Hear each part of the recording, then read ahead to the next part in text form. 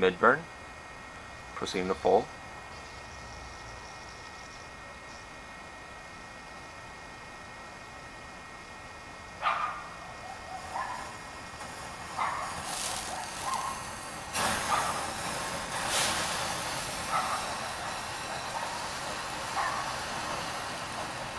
And backing off pressure.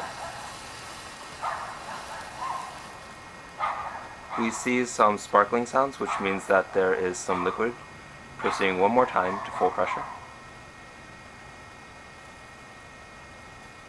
Full pipe length of liquid achieved. Now, cutting off pressure, gas only. Liquid entering area.